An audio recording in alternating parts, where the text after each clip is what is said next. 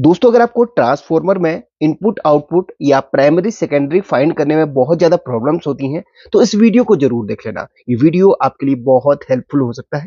मैं बहुत ही आसान तरीके से आपको बताने वाला हूँ कि किस तरीके से आप किसी भी ट्रांसफॉर्मर में कितनी भी वायरिंग हो, आसानी से इनपुट आउटपुट का पता लगा सकते हैं या प्राइमरी सेकेंडरी का पता लगा सकते हैं। उसके साथ कुछ और बेसिक्स जानकारी दूंगा। अगर आपको वीडियो अच्छी लगे तो वीडियो को लाइक कर देना, एक प्यारा सा कमेंट ज़रूर करना, शेयर भी कर लेना ताकि और लोगों को भी ये जानकारी मिल जाए। लेकिन शेयर उन तक ही करना जिनको इलेक्ट्रॉनिक्स में इंटरेस्ट हो या इस तरीके का नॉलेज पसंद आता हो। तो चलिए फिर फटाफट से वीडियो को स्टार्ट करते हैं। पर मेरे पास 2 ट्रांसफॉर्मर है, एक और है जिसमें कुछ ज़्यादा वायर्स हैं, उसका भी आपको समझाऊँगा।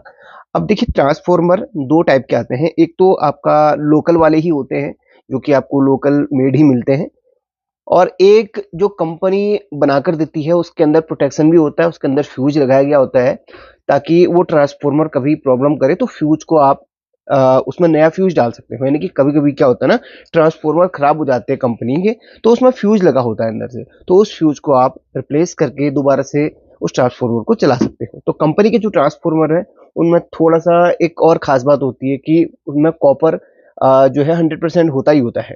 साथ में उसमें वायरिंग का भी सारा डिटेल्स दिया गया होता है, कौन सी वायर वहाँ पर इनपुट है, कौन सी आउटपुट है। ट्रांसफॉर्मर को चेक करने के लिए आपके पास एक मल्टीमीटर होना चाहिए, भले वो 150 रुपए वाला हो, 1500 वाला हो या फिर 10,000 या 1.5 लाख वाला हो, मल्टीमीटर होना चाहिए ताकि उससे आप ट्रांसफॉर्मर को चेक कर सकें। अच्छा, यहाँ पर सीरीज मेथड के द्वारा भी पता लगाया जाता है, बट आज मैं मल्टीमीटर से बताऊंगा। एक सेफ तरीका है और इसमें कोई करंट लगने का डर नहीं, क्योंकि काफी लोग कहते हैं कि यार सीरीज में डर लगता है। तो चलिए मल्टीमीटर से ही बताऊंगा। मल्टीमीटर को सबसे पहले आपको रखना है बजर मोड में। वैसे बजर मोड में भी चेक किया जाता है, बट मैं आपको बताऊंगा कि रेजिस्टेंस मोड में। चलिए रेजिस्टेंस मोड में रखिए मल्टीमीटर को। अच्छा, एक चीज आपको मैं यहाँ पर बताऊंगा, पहले ट्रांसफॉर्मर के इंटरनली आपको है ना पूरा स्ट्रक्चर एक बार बता देता हूँ। ट्रांसफॉर्मर में एग्जाम्पल के लिए मैं यहाँ पर इस ट्रांसफॉर्मर को लूंगा, इस वाले को लूंगा। इसमें 4 वायर्स हैं, इसको 4 वायर वाला बोला जाएगा। अब यहाँ पर इनपुट वैसे तो अंदाजन आप कह सकते हैं कि यार इनपुट वाली ये मोटी वाली रेड कलर की है और ये आउटपुट की है। अब किसी किसी में क्या होता है कि इनपुट और आउटपुट सेम यहाँ पर वायर की मोटाई दी होती है, इनपुट में रेड कलर का नहीं होता है, तो उस वक्त आप एक तुक्का नहीं मार सकते, उस वक्त आपको है ना मल्टीमीटर की जरूरत पड़ेगी ही पड़ेगी। अच्छा, ट्रांसफॉर्मर का जो इंटरनली स्ट्रक्चर होता है उसके बारे में थोड़ा सा जानकारी आपको दे दूं। अब यहाँ पर देखिए, ट्रांसफॉर्मर में जो प्राइमरी जहाँ से हम इनपुट करते हैं वो प्राइमरी साइड होती है, जहाँ से आउटपुट या कुछ भी जो भी वोल्टेज जो भी निकल रही है, एग्जांपल के लिए 12 वोल्ट का है तो 12 वोल्ट निकलेगी।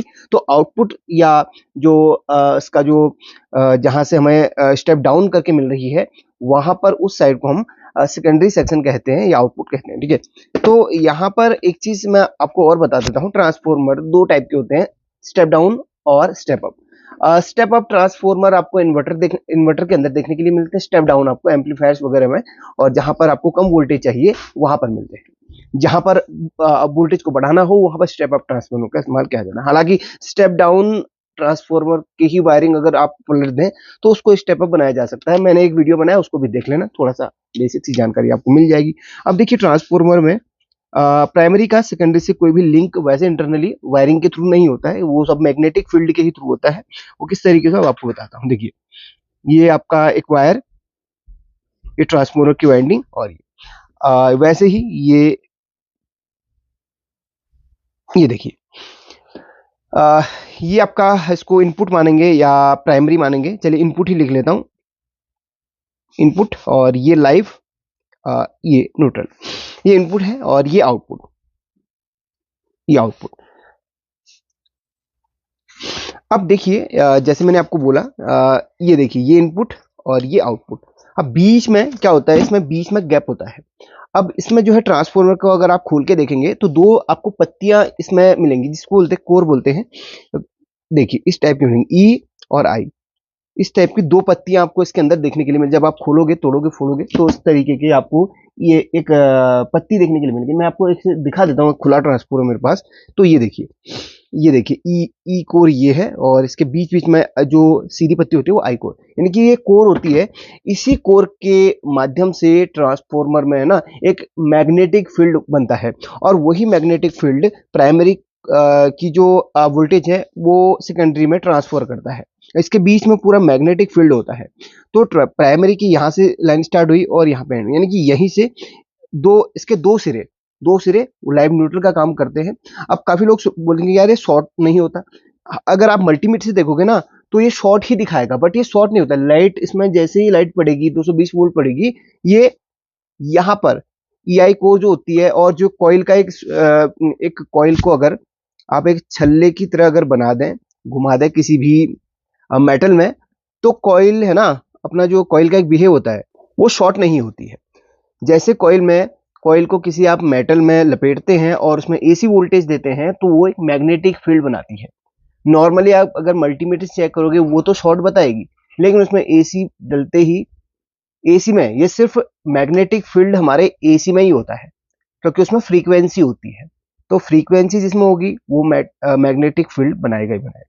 तो ये DC में काम नहीं करेगा। अगर मैं अभी वो भी आपको समझा दूंगा, ठीक है, पहले इसका थोड़ा सा समझा देता हूँ। जैसे लाइव न्यूट्रल इसमें डलेगा और बीच में मैग्नेटिक फील्ड बनेगा और यहाँ से इलेक्ट्रिसिटी इसमें ट्रांसफर हो जाएगी सेकेंडरी सेक्शन में या आउटपुट में।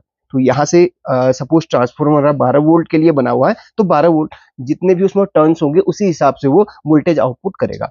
अब ये तो 12 जीरो का हो गया, सपोज हमने यहाँ पर 12 जीरो का एग्जांपल दिया, तो ये 12 जीरो का हो गया। अब 12 जीरो 12 में क्या होता है कि यहाँ से हुआ और बीच में एक और वायर यहाँ पर होती है, यानी कि इस तरीके से लूप इसमें हो जाता है। तो ये देखिए, तो ये 12 0 12 कहलाता है। तो इस तरह के बीच में जो है मैग्नेटिक फील्ड ही होता है। अच्छा, यहाँ पर एक चीज मैं आपको और बता देता हूँ कि जैसे मैंने आपको बोला कि यहाँ पर अगर AC दोगे तो आउटपुट में AC ही निकलेगी, DC नहीं निकलेगी। तो क्यों? क्योंकि ये सिर्फ स्टेप डाउन करने का काम करता है, DC बनाने का काम हमारा रेक्टिफायर का होता है। पर अगर है ना इसको अगर 220 वोल्ट AC दोगे तो यहाँ पर AC ही निकलेगा, लेकिन इसको अगर 220 वोल्ट DC दे देते हो तो ट्रांसफॉर्मर तुरंत यहाँ पर इसकी वायरिंग जल जाएगी, आग लग जाएगी। क्यों? क्योंकि ट्रांसफॉर्मर DC में काम नहीं करेगा, क्योंकि DC में फ्रीक्वेंसी नहीं होती है। DC अपनी चाल नहीं बदल रही है, AC अपनी चाल बदलती है, उसमें फ्रीक्वेंसी होती है। तो ट्रांसफॉर्मर AC में काम करता है। अब देखिए, ये तो मैंने आपको समझा दिया। अब यहाँ पर इनपुट आउटपुट कैसे फाइंड करेंगे वो बता दूं। अगर आपको मेरे द्वारा दी गई जानकारी अच्छी लग रही हो तो वीडियो को लाइक कर देना और एक प्यारा सा कमेंट जरूर करना, ताकि मुझे अच्छा लगे कि हाँ, मेरे द्वारा सिखाई गई जानकारी आपको पसंद है। अब देखिए, इसमें 4 वायर्स हैं, 2 इधर 2 इधर। अब देखिए, सबसे पहले तो हमें वायर के हमने रीडिंग नोट करनी है, और रीडिंग हमें रेजिस्टेंस मोड में ही चेक करनी है। मेरे उसमें रेजिस्टेंस मोड यहाँ पर है, किसी में इधर पे होता है। मल्टीमीटर में देख लेना, जो यहाँ पर ये देखिए, ये ओम्स का निशान दिया गया है, ये रेजिस्टेंस का मोड होता है। तो 200 उसमें रख लें। तो यहाँ पर अब हमने इसमें चेक करना है, तो ये एक तरफ को रीडिंग कितनी आ रही है वो चेक कर लेना है। चलिए, इस तरीके से लपेट देता हूँ, हाथ अगर टच करूंगा तो यहाँ पर हाथ का भी ये रेजिस्टेंस दिखाए। तो एक तरफ हमारे 3.2 एक 3.3 ओम्स एक तरफ को दिखा रहा है, यानी कि इन दो वायर में 3.3 ओम्स दिखा रहा है। पढ़ दूं, इसमें कितना दिखा रहा है?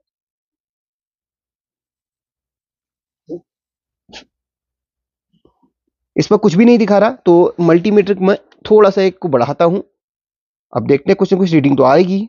तो इस तरफ आ रही है 777 ओम्स, पॉइंट है ना, पॉइंट के बाद। तो 777 ओम्स एक तरफ को आ रही है। चलिए, अब आपको मैं बताता हूं। तो एक तरफ को आ रही है 777 ओम्स रीडिंग, और एक तरफ को आ रही 3.3 आ रही थी शायद, हाँ, ओम्स। जिस तरफ जिन दो वायर्स में सबसे ज्यादा रेजिस्टेंस मिले वो आपकी इनपुट की वायर होती है। बेफिक्र वहां पर आप AC इनपुट करा दो, यहां से आपका आउटपुट इस वायर से मिलेगी जहां पर रेजिस्टेंस कम आ रहा है। ठीक है, तो जिसमें सबसे ज्यादा रेजिस्टेंस हो वो आपकी इनपुट की वायर कहलाती है। अब हम दूसरे ट्रांसफार्मर में भी चेक करेंगे, और हाँ, हर ट्रांसफार्मर में अलग अलग रीडिंग आती है, सेम नहीं आती। ठीक है, तो इनपुट भले ही उसमें हो, जैसे इसमें हम देखते हैं इनपुट कौन सी होगी। तो सबसे पहले इसका रेजिस्टेंस हम नोट करेंगे। इसको हम 200 पर रख लेते हैं सबसे पहले। तो इसका रेजिस्टेंस हम पहले नोट करते हैं कि कितना आ रहा है इसमें दो वायर्स पे। इसको बढ़ाते हैं, कितना आ रहा है? इसमें 315 आ रहा है। और जो दो वायर अलग इसमें दूसरी साइड को है उसमें कितना आ रहा है? इसमें आ रहा है 2, सिर्फ 2। ठीक है, ये देखिए 1.2, यानी कि ये देखिए 1.2। एक साइड को 1.2 ओम्स और एक साइड को 300 350 ओम्स के समथिंग आ रहा है। जिसमें सबसे ज्यादा आपको रेजिस्टेंस मिले वही आपकी इनपुट की वायर होती है। ठीक है, ये तो सिर्फ दो दो वायर वाले थे। अब ऐसे ट्रांसफॉर्मर की बात करेंगे जहां पर बहुत सारी वायर हमें देखने के लिए मिल रही हैं। हालांकि इसमें मैंने लिखा हुआ है पर्चे में, फिर भी आपको मैं इधर पे पर्चे में लिखा हुआ है, लेकिन आपको एक मेथड जो है उससे चेक करवाऊंगा। अब एक बारी इस ट्रांसफॉर्मर को देख लो तो आप बोलोगे कि यहाँ पर इनपुट तो ये है, लेकिन ऐसा नहीं है, इनपुट इसमें कुछ और ही है। कलर कोडिंग की बात करें तो इनपुट अगर रेड मानते हो तो ये है कलर कोडिंग के हिसाब से। हालांकि कलर कोडिंग के हिसाब से हमें नहीं मानना है, हमें तो हमने उस मेथड से चेक करना है जिस मैंने आपको बताया था। तो जिसमें अब देखिए पहले पहले काफी लोग ये सोचेंगे कि यार इसमें एक सेट को दो वायर मिल रही तो ये इनपुट की होगी। तो चलिए फिर रीडिंग हम नोट करते हैं। ये ट्रांसफॉर्मर 6 वायर वाला है, दो ये और दो ये। अब 6 वायर में दो वायर हमने ऐसे फाइंड करनी है जिनमें रेजिस्टेंस सबसे ज्यादा हो। और हाँ, एक चीज मैं और आपको बता देता हूं कि ट्रांसफॉर्मर में 2 या 3 वायर्स में ही आपस में रीडिंग आती है। अगर वो जीरो वाला ट्रांसफॉर्मर हो, यानी कि डुअल सप्लाई वाला हो, जैसे 12-0-12, 18-0-18 और जैसे आपका 30-0-30, 35-0-35 इस तरीके का हो, जिसमें डुअल सप्लाई निकल रही हो, उसमें आपको 3 वायर में आउटपुट में रीडिंग मिलेगी 12-0-12 इस तरीके से। ठीक है, तो जैसे इसमें आपको दिखा देता हूं, जैसे इसमें देखिए 12-0-12 वाला है, 3 वायर इसमें आउटपुट है, तो यहाँ पर तीनों में आपस में रीडिंग आपको मिलेगी। इन दोनों में ज्यादा मिलेगी और इन दोनों में आपको आधी आधी मिलेगी। तो जो डुअल सप्लाई वाले होते हैं उनमें आपको रीडिंग 3 में मिलेगी।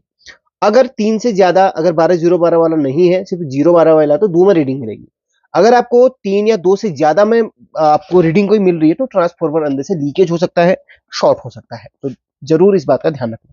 अब देखिए ये कौन सी वाला है ये तो मुझे नहीं पता, चेक करने पर ही पता चलेगा। अब सबसे पहले इन दोनों में हम रीडिंग चेक करते हैं कितनी आ रही है। हाँ चलिए, मिनिमम में ही रखा हुआ है, 200 ओम्स में रखा हुआ है, तो इसकी रीडिंग सबसे पहले चेक कर लेते हैं हम कितनी। इसमें आ रही है 1.5, यानी कि 1.5 ओम्स एक तरफ इसमें मिल रही है हमें ब्लू कलर की वायर में। इसमें वायर का लिख लेता हूं ब्लू ओम्स। अब हम बात करेंगे यहाँ पर येलो और रेड की, तो देखते हैं किस किस के पेयर्स हैं आपस में। इसमें नहीं है, इसमें नहीं है, येलो के साथ में है, तो इसमें 5.2 ओम्स येलो, 5.2 ओम्स। अब हम रेड की बात करेंगे तो इसमें कितनी आ रही है, इसमें 68 ओम्स। Red 68 ohms. तो तीनों वायर का हमने रीडिंग चेक कर लिया। तो यहां पर ब्लू वाले जो पेयर हैं उनमें आ रही है 1.5 ओम, येलो वाली आ रही है 5.2 ओम, रेड वाली आ रही है 68 ओम। अब आप बताओ इसमें इनपुट कौन सी होगी या प्राइमरी कौन सी होगी। डेफिनेटली जिसमें रेजिस्टेंस सबसे ज्यादा है, जो रेड कलर का हमारा पेयर है वो हमारा इनपुट का है। अब हमें ये नहीं देखना कि एक साइड में है तो इनपुट यही होगा, नहीं, जिसमें हमें सबसे ज्यादा रेजिस्टेंस मिला है वो हमें सबसे इनपुट उसमें करनी है। अब येलो की थोड़ा सा कम आ रही है, तो इसका मतलब है कि ये इसमें ये आउटपुट की हैं, दो ये आउटपुट की हैं, इसमें अलग अलग वैल्यू इसमें आ रही है, तो इसका मतलब ये अलग अलग वोल्टेज आउटपुट वाली है। चलिए इसमें जो मैंने लिखा हुआ है वो आपको दिखाता हूं मैं। रेड कलर हमारी 220 वोल्ट वाली इनपुट है, जैसे मैंने आपको बताया था रीडिंग के हिसाब से। देखिए इसमें लिखा भी है मैंने, रेड कलर की इनपुट की है, और येलो की हमारी 10 वोल्ट की है, जैसे मैंने आपको बताया था। येलो वाली में यहाँ पर कितनी वैल्यू आ रही है 5.2, तो यहाँ पर 10 वोल्ट की है, और ब्लू वाली हमारी 12 वोल्ट की है। तो ब्लू वाली जिसमें कम हमें वैल्यू आ रही है वो हमारी आउटपुट में ज्यादा होगा। तो ये है भाई। तो येलो और ब्लू हमारी आउटपुट की है, येलो में 10 वोल्ट और इसमें। चलिए इसमें कंफर्म आपको दिखा देता हूँ, एक बारी मैं इसको सप्लाई में लगा लेता हूँ। तो यहाँ पर मैंने 220 वोल्ट वाली वायर ले ली है। अच्छा, सीरीज मेथड का भी आपको बता दूं, सीरीज मेथड में क्या होता है, देखिए डेस्क पे लाइट आ रही है, वहां पे परछाई आ रही है। तो सीरीज मेथड में क्या होता है, सीरीज में अगर आप चेक करेंगे तो यहाँ पर जो आउटपुट की होंगी उसमें आपको यहाँ पर बल्ब जलता हुआ मिलेगा। जैसे आउटपुट की वायर है तो इसमें देखिए बल्ब जल रहा है, यहाँ पर आपको परछाई दिख रही है, और येलो में भी आपको बल्ब जलता हुआ मिलेगा। जो इनपुट होगा या तो उसमें हल्का सा बल्ब जलेगा या फिर बल्ब नहीं जलेगा। ये देखिए इसमें बल्ब नहीं जल रहा है, तो ये हमारा इनपुट का है। एक बार मैं इसका कनेक्शन कर लेता हूं, आपको आउटपुट चेक करवा देता हूं। चलिए अब यहाँ पर आप देखेंगे मैंने रेड कलर की वायर में कनेक्शन कर लिए हैं। इसको ऑन कर लेता हूं। ऑन करने के बाद यहाँ पर इसको मैं रख लेता हूं एसी वोल्ट हमारा 200 पे रख लेता हूं, क्योंकि यहाँ पर 200 से कम ही मिल रही है। तो अब हम येलो पे चेक करेंगे, येलो पे चेक करेंगे तो येलो पे देखिए 11 वोल्ट दिखा रहा है। हालांकि इसका जो आउटपुट है ये जो है हमारे इनपुट पे डिपेंड करता है। कभी घर पे अगर आपके 230-40 वोल्ट से ज़्यादा आ जाए तो इसका आउटपुट भी चेंज हो जाएगा। इसलिए हमेशा डीसी में रेक्टिफायर का इस्तेमाल करते हैं ताकि वोल्टेज को स्टेबल किया जा सके। ठीक है, अभी यहाँ पर वैसे येलो में 10 वोल्ट दिखा रहा था, लिखा हुआ है मैंने वहाँ पर, बट ये थोड़ा-सा ज़्यादा दिखा रहा है, 11.5 वोल्ट एसी दिखा रहा है। अब इसमें चेक करेंगे हम ब्लू वाले में, तो कितना दिखा रहा है ये 13 साढ़े 14 के समथिंग भी ये दिखा रहा है। तो इस तरीके से है ना चेक करते हैं। तो मुझे लगता है कि बहुत अच्छी तरीके से आपको समझ में आ गया होगा ट्रांसफार्मर के अंदर की जो स्ट्रक्चर है वो कैसा है, कैसे काम करता है, क्या है, ये सब मल्टीमीटर के ही थ्रू आप इजीली पता लगा सकते हैं। अगर आपका ट्रांसफार्मर मान लिया जाए, अगर आपका ट्रांसफार्मर 10-15 वायर वाला भी है तो घबराइए मत। जिन जिन में वैल्यू आ रही पहले उन वायर को पकड़ लीजिए, है ना। ध्यान से देखना, सपोज करें अगर आपका यहाँ कर ये 12-0-12 वाला होता तो 3 वायर में आपको वैल्यू मिलती, तो 3 वायर में आपको वैल्यू, एग्जांपल बता रहा हूं, हालांकि 12-0-12 वाला नहीं है, फिर भी आपको एक बात बता रहा हूं, जो 3 वायर होती है उसमें वैल्यू आपको मिलती। अच्छा, 12-0-12 वाला दिखा ही देता हूं आपको मैं, माफ करना, 12-0-12 वाला तो नहीं है, 27-0-27 वाला है मेरे पास, यानी कि डुअल वोल्टेज आउटपुट वाला। तो इनमें क्या है ना, 3 वायर में हमें इस तरीके से रीडिंग मिलती है। सबसे पहले तो हम जीरो को छोड़ देंगे, जैसे 27-0-27 है, बीच का जीरो होता है, तो 27-27 में हम अगर रीडिंग चेक करें तो हमें सबसे ज्यादा मिलेगी। इसमें 7 पॉइंट यानी कि 7.5 हमें ओम से यहाँ पर रीडिंग मिल रही है। अब यहाँ पर देखिए 27-0 को पकड़ेंगे तो इसमें इसकी जस्ट आधी मिलेगी हमें, तो कितनी मिल रही है 4.1। इसमें भी हमें 4.1 समथिंग ही मिलनी चाहिए, अगर इसका डाटा सही हुआ तो इसमें 3.9 मिल रही है। तो एक्यूरेट तो नहीं मिली, लेकिन हाँ 3 में जरूर हमें वैल्यू मिल रही है। तो तीनों में हमें जीरो वाला, यानी कि जिनमें जब भी 3 बार में हमें कोई भी वैल्यू मिलते तो समझ लीजिए आपका वो डुअल वोल्टेज वाला है। ठीक है, इसमें इनपुट में भी 3 वायर मिल रही हैं, तो इसमें आपको टेंशन लेने वाली बात नहीं। किसी किसी में कोई कोई ट्रांसफॉर्मर जैसे 230 वोल्ट और ये 124 वोल्ट से चलने वाला है ट्रांसफॉर्मर है, तो ये 230 और 124 से चलता है। जैसे अगर आपको 230 आपके यहाँ नहीं आ रही तो इसको आप 124 वोल्ट देके भी चला सकते हो। ठीक है, तो ये अलग ट्रांसफॉर्मर है, टीवी वगैरह में इस्तेमाल होता था सबसे ज्यादा। तो आप समझ गए होंगे, अब आपको फिक्र करने वाली बात नहीं है, आप इजीली आप ट्रांसफॉर्मर के वायरिंग का पता लगा सकते हैं, मुझे 100% भरोसा है। लाइक कर देना, शेयर कर देना और एक प्यार से कमेंट कर। Thank you so much watching this video.